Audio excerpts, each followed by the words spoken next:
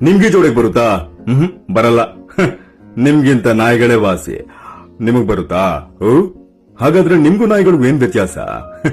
ಇದು ನಮ್ಮ ಬಾಲ್ಯದ ಕಾಮಿಡಿ ಮಾತುಗಳು.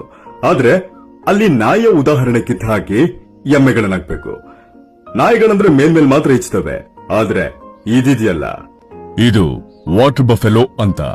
ಆಹಾ, ಇದು ತಿನ್ನೋದು ಎಷ್ಟು ಮುದ್ದಾಗಿರುತ್ತೆ ನೋಡ್ರಿ. ಪಾಸ್, ತಿನ್ನು. 1000 ಕೆಜಿ ದೇಹದೊಳಗೆ ಸ್ವಲ್ಪ ನಾಚಿಕೆ ಸ್ವಭಾವವನ್ನ ಸ್ಟೋರ್ ಮಾಡಿಟ್ಕೊಂಡಿರೋ ಮಾನವನ ಕೃಷಿ ಸ್ನೇಹಿತ.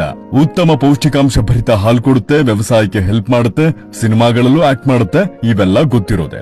ಆದ್ರೆ ಎಂಥ ಎಕ್ಸ್ಪರ್ಟ್ ಸ್ವಿಮ್ಮರ್ಸ್ ಅಂದ್ರೆ ಹೆಚ್ಚಾಗಿ ನೀರಲ್ಲೇ ಇರೋಕ್ ಇಷ್ಟಪಡ್ತವೆ, ಹುಲಿಗಳ ತರ.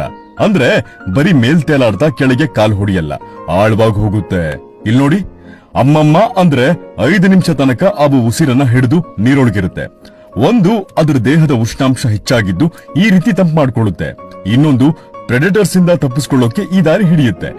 ಅಲ್ಲ, ನಾವು ಕೆರೆ ಕಾಲುವೆಗಳಲ್ಲಿ ಹೀಗೆ ಈಜೊಡಿತಿರ್ಬೇಕಾದಾಗ ಹಿಂಗೇನಾದ್ರೂ ಅವು ಬಂದ್ರೆ ತುಂಬಾ ಚಿಕ್ಕ ವಯಸ್ಸಲ್ಲೇ ಹಾರ್ಟ್ ಅಟ್ಯಾಕ್ ಆಗಿ ಹೋಗ್ತಿದ್ವೇನೋಪ್ಪ.